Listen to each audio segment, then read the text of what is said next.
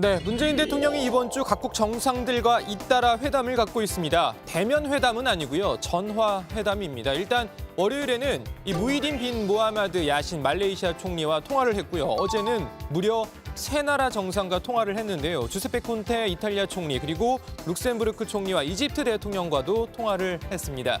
기간을 조금 늘려볼까요? 자, 지난 7월에는 저신다 아던 뉴질랜드 총리와 또 8월에는 스콧 모리슨 호주 총리와 통화를 했고요. 이후 최근까지 러시아, 독일, 브라질 정상과도 통화를 가졌습니다. 대략 석 달 동안 9개 나라 정상과 통화를 한 겁니다. 자, 문재인 대통령이 이렇게 각국 정상과 잇따라 가진 통화에서 공통적으로 언급한 인물, 바로 유명희 통상교섭 본부장입니다. 자, 유명희 본부장의 WTO 사무총장 선거 지원을 위해 이렇게 각국 정상들과 통화를 한 건데요. 지난달 12일 문재인 대통령은 유명희 본부장 지원 회의를 주재하면서 이렇게 말한 바 있습니다. 문 대통령은 친서 외교와 함께 정상 통화를 통해 최대한 유 후보자를 지원하겠다고 했습니다.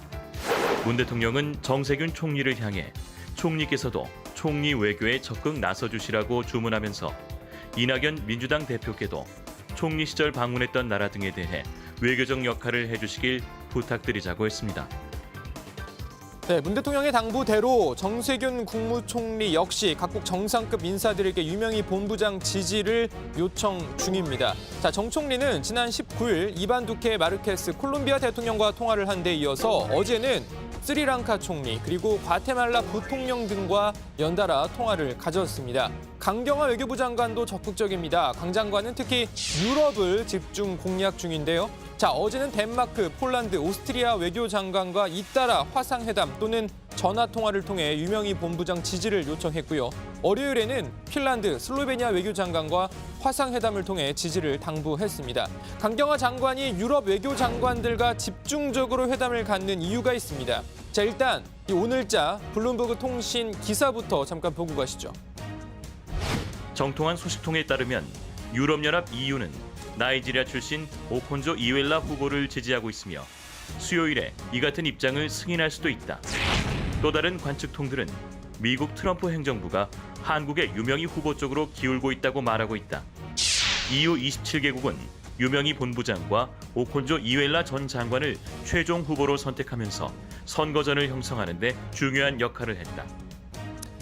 네, 그러니까 WTO에서 굉장히 큰 영향력을 갖고 있는 이 유럽연합 EU가 최종 결선에서 오콘조 이웰라 후보를 지지할 가능성이 크다라는 분석인데요. 물론 아직 결과는 아무도 모릅니다. 자, 기사에 따르면 미국은 유명희 본부장을 지지할 가능성이 크고요. 자, 아무튼 유럽 표를 잡기 위해 최선을 다해야 하는 상황인데요. 유럽연합 집행위원회의 통상 분야를 이끄는 발디스 돈브로우스키스 부위원장의 말을 잠깐 들어보죠. Well, as you know, from the EU side, we always aim to have a coordinated approach. So we welcome that indeed there are two female candidates now in a final round. But before EU can express any preferences, of course, we need internal coordination. We need discussions at also trade ministers level, and only then we can take some decisions and move forward. But what can I say? Both are very strong and very experienced candidates.